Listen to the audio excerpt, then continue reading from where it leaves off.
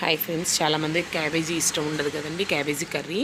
So అలాంటి వాళ్ళ కోసం ఇలా పప్పు తయారు చేసుకోవచ్చు.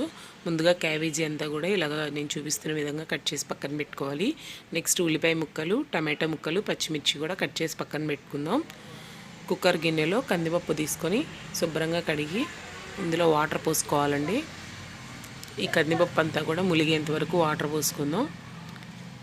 నెక్స్ట్ ఇందులో కట్ చేసుకున్నటువంటి క్యాబేజీ ముక్కలు, అలాగే ఉల్లిపాయ ముక్కలు, అలాగే టమాటా ముక్కలు, పచ్చిమిర్చి ముక్కలు వేసుకోవాలి. నెక్స్ట్ ఇందులో పసుపు వేసుకుందాం, అలాగే కారం. నెక్స్ట్ ఇందులో కొంచెం చిటికెడు చింతపండు కూడా శుభ్రంగా కడిగి వేసుకుందాం. కుక్కర్ మూత పెట్టుకొని ఒక 6 విజిల్స్ రానిచ్చానండి. 6 విజిల్స్ వస్తే కనుక బాగా మెత్తగా కుక్ అయిపోతుంది.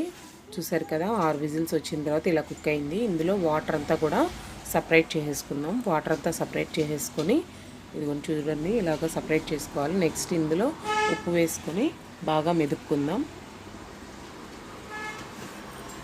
వాటర్ అంతా తీసి మెదుపుకోవడం వల్ల చక్కగా మెత్తగా మెదిగిపోతుందండి. చూసారు కదా, చక్కగా ఎక్కడ కూడా క్యాబేజ్ అనేది కనబడదు, పప్పులో మిక్స్ అయిపోయింది.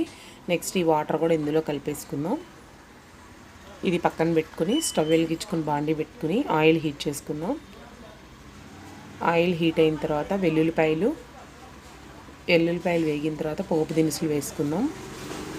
పోపు దినుసులు కూడా వేగిన తర్వాత ఇందులో చిటికెడు మెంతుల పొడి, అలాగే చిటికెడు ఇంగువ, అలాగే ఎండుమిర్చి, కరివేపాకు వేసుకుందాం.